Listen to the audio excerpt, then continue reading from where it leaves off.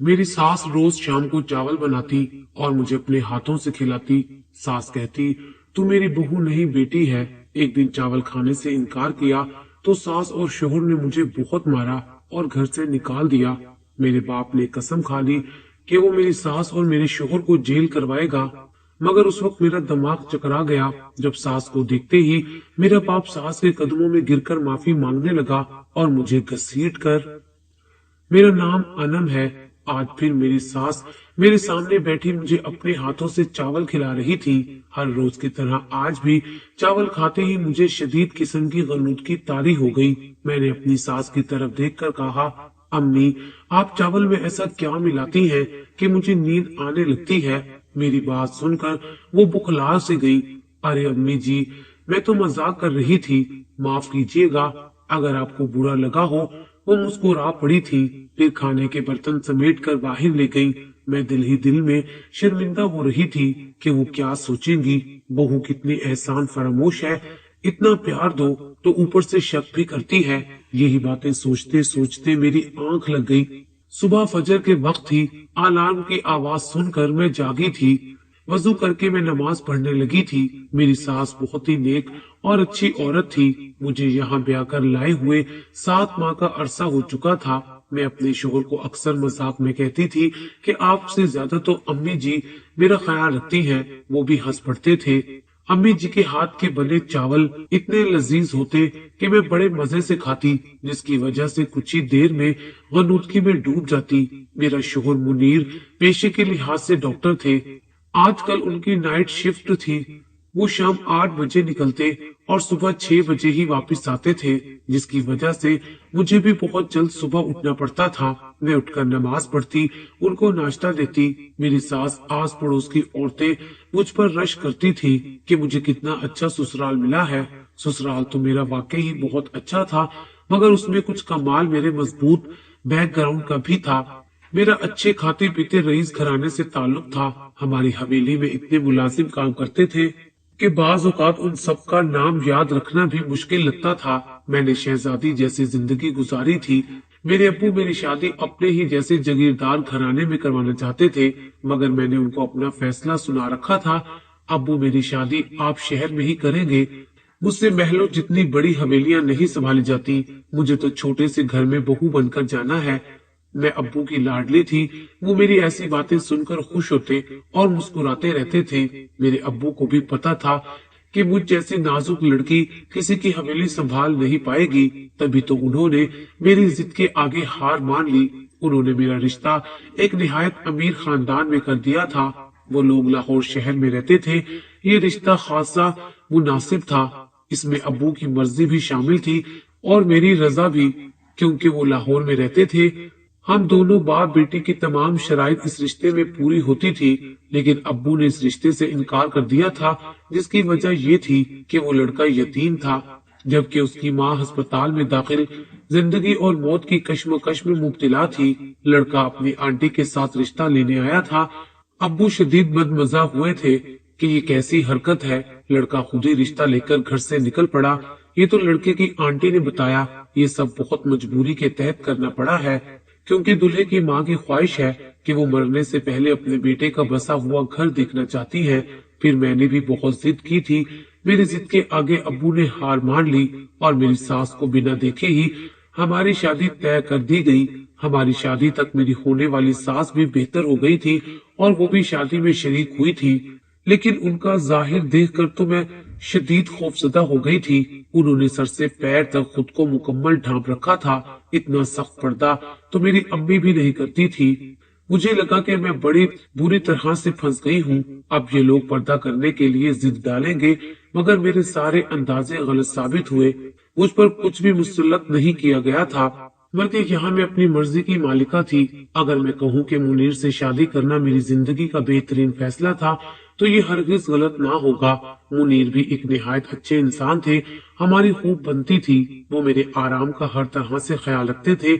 हम अक्सर सैर तफरी के लिए भी घर से निकलते थे। दोपहर को तकरीबन 2 बजे मेरी आंख खुली तो मैं कमरे से बाहर आ गई। मुनीर अभी भी सो रहे थे।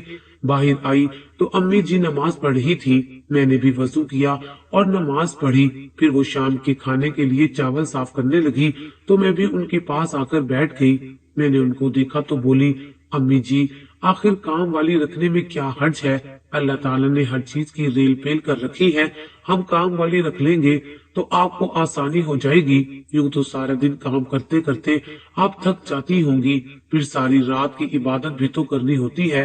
वो मुस्कुरा दी और बोली, आनम बेटा, मुझ जैसी औरतें काम करते हुए कहाँ थकती हैं। हाँ, अलबत्ता काम ना करें तो थकावट सी होने लगती है। मैं उनकी बात सुनकर हैरान हुई थी। अम्मी जी, आप जैसी औरत से क्या मुराद है? तो वो बोली, बेटा, मुझ जैसी औरत से मुराद बुलंद हिम्मत वाली मजबूत औरत है। तुम्हें मालूम है क्या, मैं एक बहुत बड़ी हवेली में मुलाजमा भी रह चुकी हूँ। सारी हवेली की सफाई सुथराई की जिम्मेदारी मुझ पर और एक और मुलाजमा पर थी। हम दो लड़कियां सारा दिन काम करती थी, सिर्फ रात को ही आराम नसीब होता था। मैं अपनी जिंदगी में इतना काम कर चुकी हूँ कि अब आराम लफ्ज से ही कोफ्त होती है। मैं हैरानी से उनका मुंह तकती रह गई। अम्मी जी, फिर ये घर, ये कारोबार, ये सब तो मुनीर के वालिद का है। उन्होंने मुझसे शादी करके मुझे अपने घर की महारानी बना लिया था। मैं उनको बस देखती रह गई। मुझे एकदम से उनसे बेजारी होने लगी थी। एक काम वाली के साथ बैठना मेरे शान शान कहाँ था। मैं आराम करने का कहकर अपने कमरे में चली गई।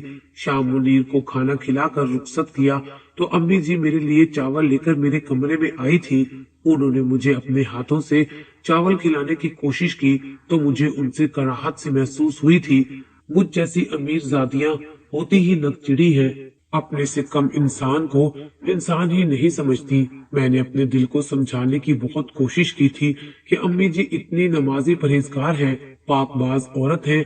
क्या हुआ कि उन्होंने किसी के घर काम किया था, अब तो खुद मालकन है हर चीज की। मगर मेरा दिल ना माना। मैंने अम्मी जी से कहा, आप चावल यहाँ रख दें, मैं बाद में खा लूंगी। लेकिन वो मेरी बात सुनकर परेशान हो गई थी। उन्होंने बहुत इसरार किया कि किसी न किसी तरह से मैं चावल खा लूं, मगर मैं ना मानी।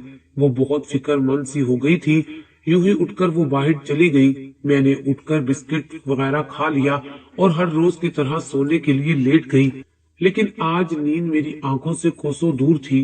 पहले तो मैं 9 बजे तक सो जाया करती थी, अब 11 बज चुके थे और मैं करवट पर करवट बदलती रह गई थी। मुझे शक हुआ कि शायद चावल न खाने की वजह से ही मुझे नींद नहीं आ रही। मैंने सुबह मुनीर के लिए उठना ही होता है तो मैं चाहती थी कि बस अब सो जाऊं। चावल ठंडे हो चुके थे, उनको गर्म करने की गर्ज से मैं किचन की तरफ बढ़ ही रही थी। अचानक मुझे किसी की आवाज आई। चोर तो नहीं आ गए? मैंने खाने को किचन में रखा और खुद अम्मी जी के कमरे की तरफ बढ़ने लगी।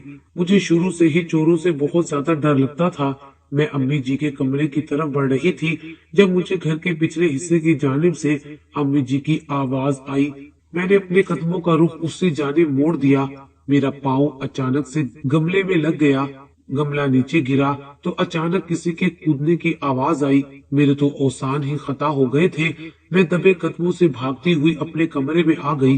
मैंने कमरे को अच्छी तरह लॉक कर दिया। मैं शदीद खौफजदा हो चुकी थी। कुछ ही देर बाद मैंने सुक्का सांस लिया। मैं अपने बिस्तर पर लेटी करवट पर करवट बदल रही थी कि मुझे नहीं मालूम कब मेरी आंख लग गई। सुबह मुनीर आए तो वो मेरा सुर्ख चेहरा देखकर परेशान रह गए कि आखिर मुझे हुआ क्या है। मैंने उनको मुश्किल से टाला था। दोपहर जब मैं जुहर की नमाज पढ़ने के लिए उठी तो अम्मी जी जल्दी से मेरे पास आ गई थी। बहाने बहाने से रात का जिक्र करने लगी। मेरे हाथ के बने चावल खाए थे या नहीं, तुम सोई कब थी? मैंने उनको मुतमईन करने के लिए झूठ बोल दिया कि अम्मी जी, आपके जाते ही भूख सताने लगी तो चावल खाकर फौरन से सो गई। वो पुरसकून नजर आने लगी थी, लेकिन मुझे दाल में कुछ काला महसूस हो रहा था। बस मैं सारा दिन नॉर्मल ही रही। शाम को मुनीर काम के लिए निकल गए तो मेरी सास मेरे पास आकर बैठ गई थी। इधर उधर की बातें करती रही।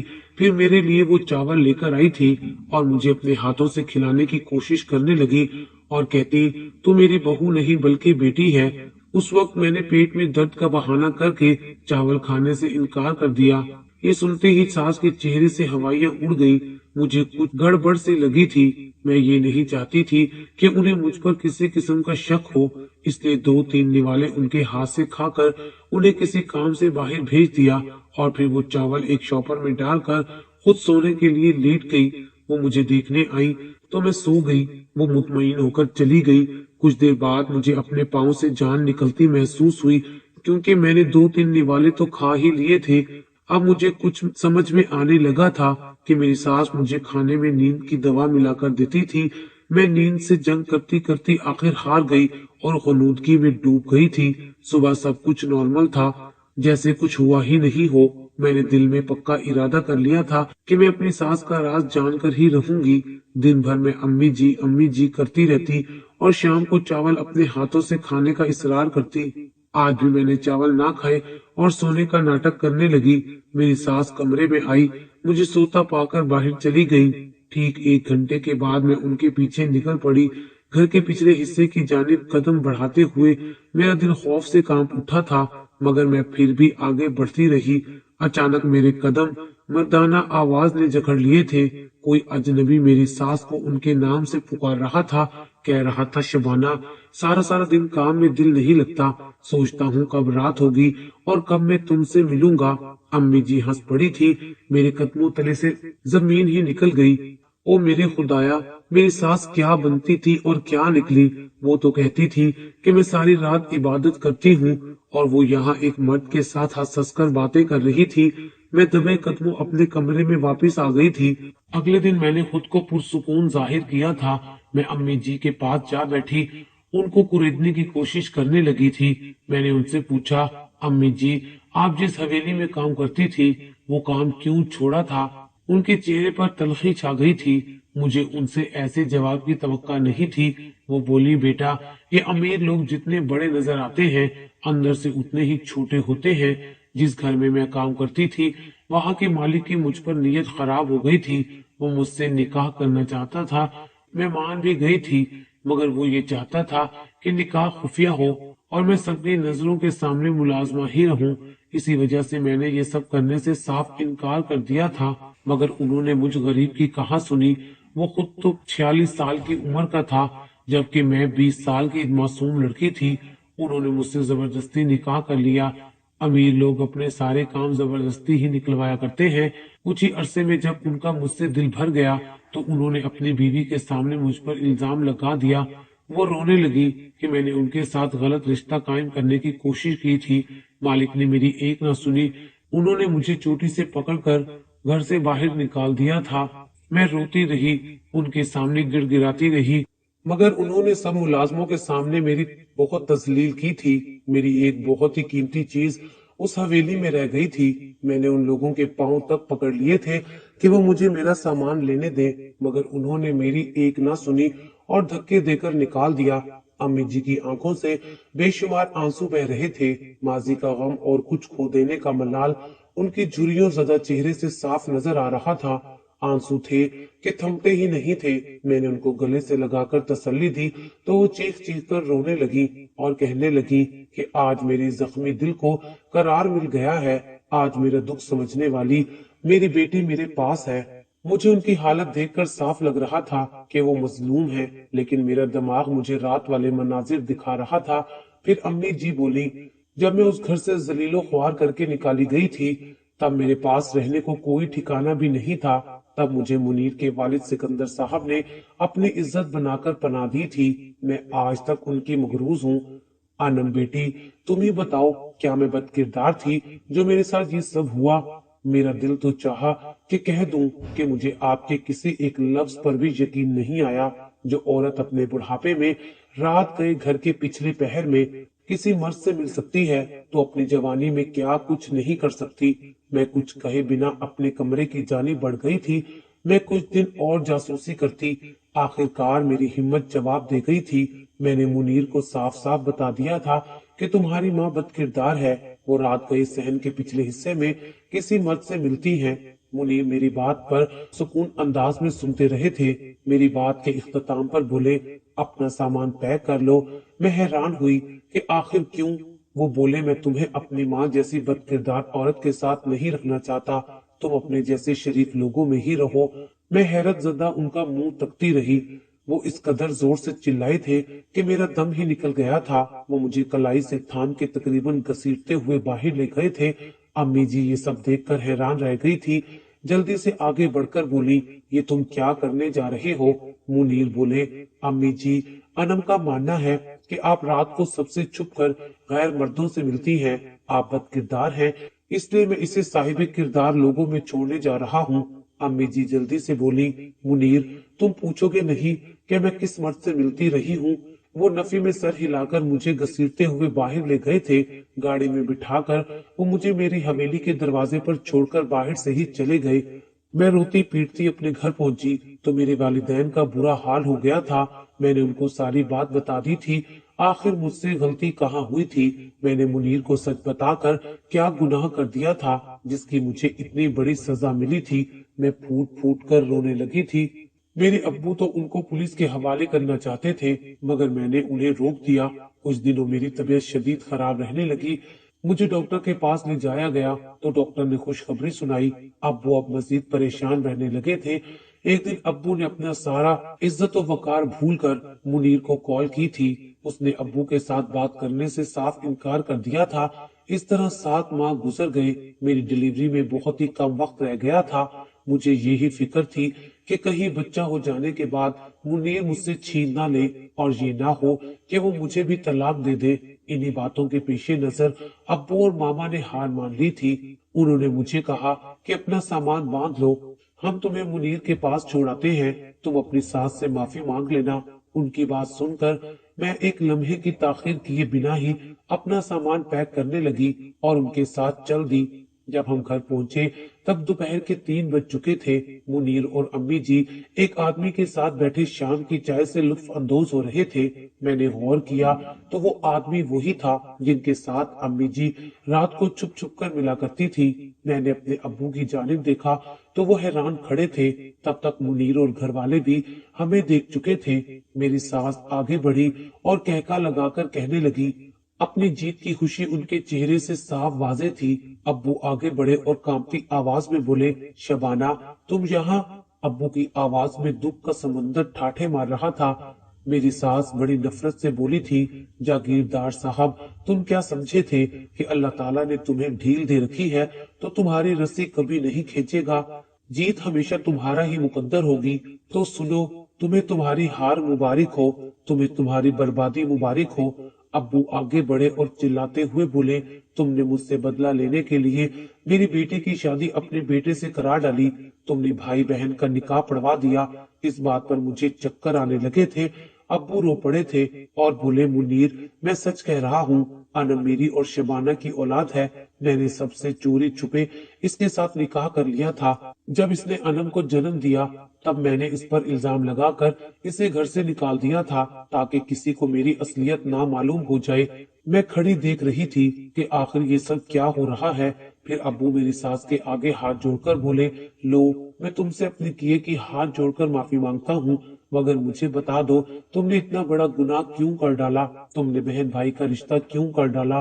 तुम मुझे अजियत देना चाहती थी, मगर तुम तो इस खेल में इतनी आगे निकल गई कि तुमने तो अपनी औलाद के बारे में भी नहीं सोचा।